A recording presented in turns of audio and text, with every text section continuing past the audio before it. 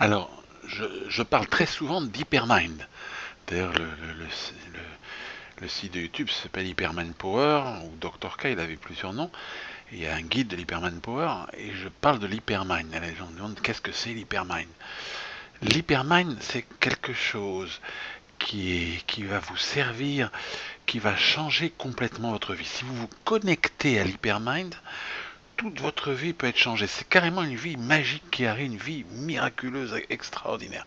Alors, c'est quoi cet hypermind auquel on va se connecter? C'est très très simple, je vais vous l'expliquer immédiatement.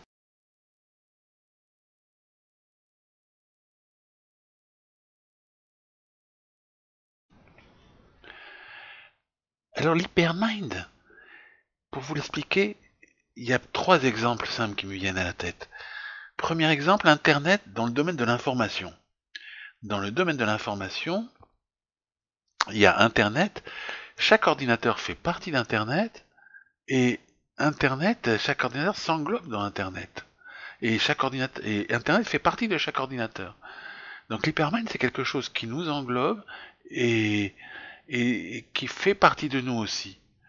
C'est un petit peu dans l'information, vous avez des informations qui sont transmises à vous d'Internet et vous les recevez et vous en renvoyez d'autres, etc. Il y a une espèce d'échange qui se fait. Alors, l'hypermind, c'est ce même genre de connexion possible, mais dans le domaine de la vie, dans tout ce qui est vital. Vous voyez, dans la vie, il peut y avoir plusieurs dimensions. Je voyais dans un livre de Kabbale, il y avait la dimension du temps, de l'espace, du volume. Ils avaient rajouté une autre dimension qui était celle de la lumière et de l'obscurité, de la vie et l'absence de vie. C'était une cinquième dimension. L'hypermind, il serait dans toutes les dimensions. Alors, deuxième explication peut-être plus simple. Vous avez déjà utilisé un GPS, le Waze par exemple. Le Waze, vous communiquez avec lui en même temps qu'il communique avec vous. C'est-à-dire que quand vous vous déplacez, il vous repère et à chaque fois il change. Et si vous lui demandez encore un changement, vous lui demandez quelque chose, eh bien, il vous indique quel chemin prendre.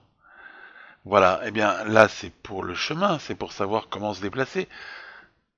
L'Hypermind, c'est la même chose que ce Waze. Vous pouvez parler avec lui, lui demander, il va vous diriger dans ce chemin de la vie. C'est extraordinaire.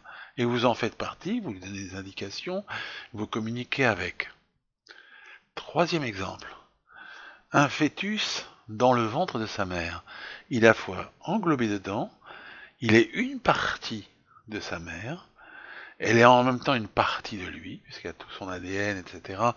Il s'est créé à partir d'elle, donc elle fait partie de lui, il fait partie d'elle, et ils ont une communication permanente qui fait que le fœtus vit grâce à la présence de sa mère.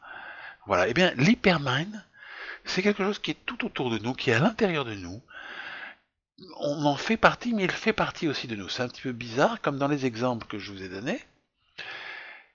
Et tout l'intérêt de ce qu'on appelle donc l'hypermind power, c'est de communiquer avec lui.